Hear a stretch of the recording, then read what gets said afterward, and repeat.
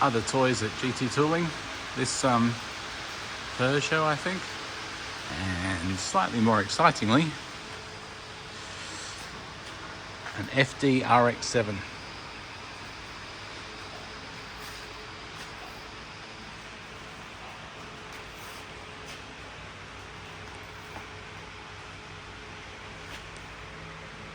We are rearranging the battery pack. So 1, 2, and 3 still here, but then go through all of these and come down to 17 and 18 here. So you've got your plus and minus of your battery pack right at the back of the battery, which makes sense. All right, so it's all bolting to this plate now. Yeah, so we've got lots of different holes in here. So it's a very specific way it's got to be assembled. Right. So this number 1 cell, which is actually not meant to be here, but it is. But number 1 cell is the first one that's bolted in. So there's 3 screws that hold it on. Yep. You screw that one on first, then you grab this block of 4, and you grab this block of 4. They go on, they get screwed through from underneath. Yeah, so there's one at the front, one at the back. Yep. Then this, that's done. Then you can then screw this module on, which, so the 2 big modules just clear, they come to just here. Yep. So it clears the screw holes. So then this pair of modules at the bottom, they get screwed on. Then this one gets screwed on through here on both sides. Right, yep. Then once it's all together, there's another 6 bolts that actually bolt all the top. Right, so this All point, of them these goes- points here. Yep, they all go together. Yep. And then we'll have an eye bolt in the top. You can just pick it up, put it in the car. Nice. Easy. Well, so says says Jeff. Yeah. He's not putting it in the car. But Jeff, who has industrial lifting stuff. yeah, Not you a- can borrow the forklift if you like. Actually, I've got one you can borrow.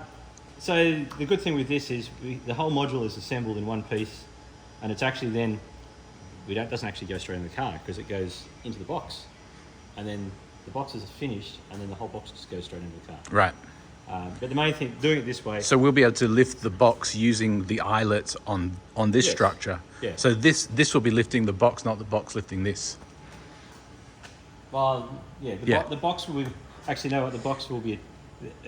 This is the main weight, Yeah. and that's what you'll be lifting. Yeah.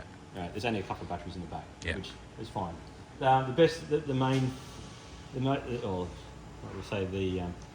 Doing it this way means then that it makes it much easier to actually do all the interconnections between all the cells.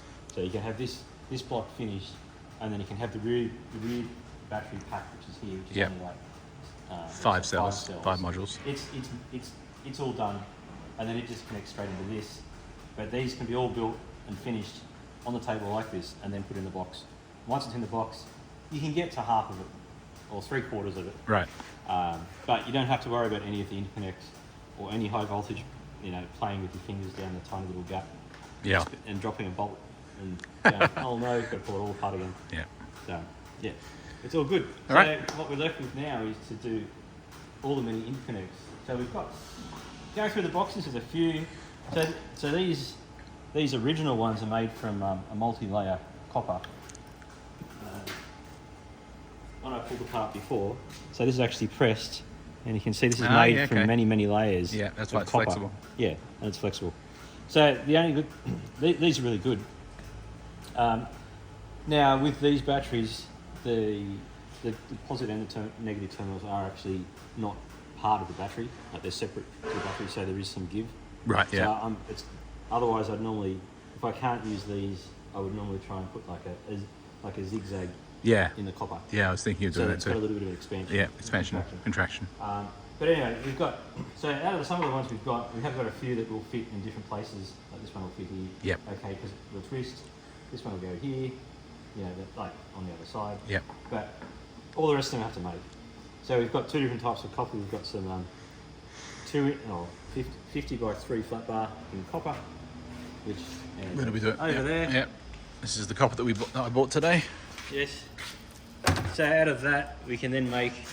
All the other interconnects. Yes, we can just, like for a terminal, for a terminal we've got to go from here to here. I'll actually just I'll machine a piece that looks like, Oh yeah, okay. like this. So basically just cut a chunk out of it. Yeah, and then this will be bent here.